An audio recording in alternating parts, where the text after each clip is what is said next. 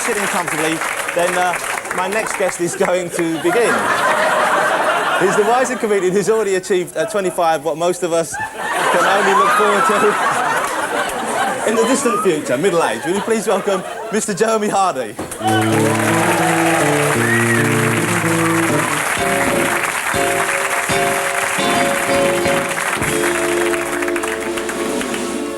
Well, thank you very much. My name is Jeremy Hardy, and this being live Channel 4 late night television, I'm going to talk to you about sex.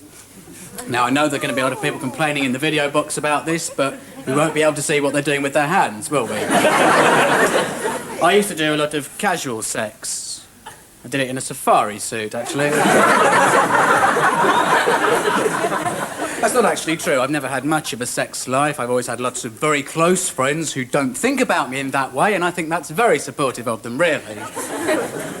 Bastards. I met somebody a couple of years ago. We became close. We're still very, very close friends, but for a while there was a bubbling under passion. There was a tension there, but there was no sex because she felt it would spoil things. Spoil her sex life, I suppose. She said she just wanted to be like a sister to me. So she breaks things and then blames me for it. I told her that I used to have baths with my sisters, but she wasn't impressed by that. I've always been very unlucky in love. When I was 21, I caught a platonically transmitted disease. Glandular fever from sucking somebody else's security blanket. You can also get that walking around barefoot on toilet seats. And I did, frankly, I did used to have trouble, difficulty in the sack, in bringing another person to the point of orgasm. Because I was always alone.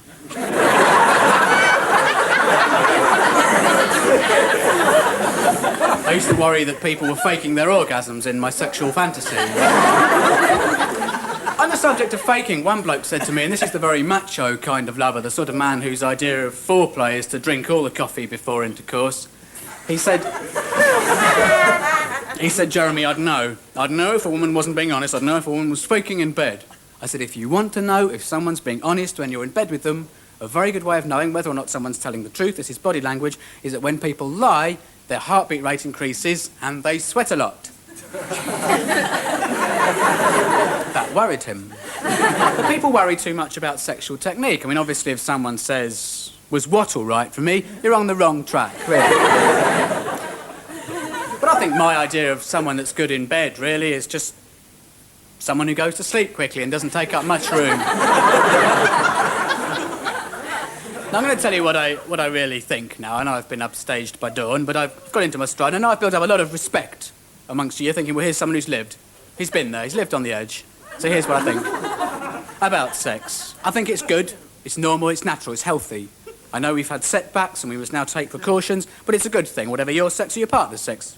Do it. It's a wonderful... Sex is a beautiful... But jokes aside, sex is a tremendous, wonderful, marvellous thing. It gives you something to think about when you're masturbating, I suppose, doesn't it?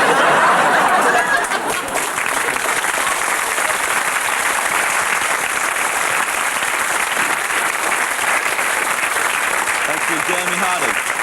You've got a radio show on Radio 4 at the moment, haven't you? Yes, it's called Unnatural Acts on Radio 4 late at night, on Saturday nights. And it's very funny. I've listened to it. Extremely funny. So give it a listen. Thanks very much, Jeremy Hardy. Thank you.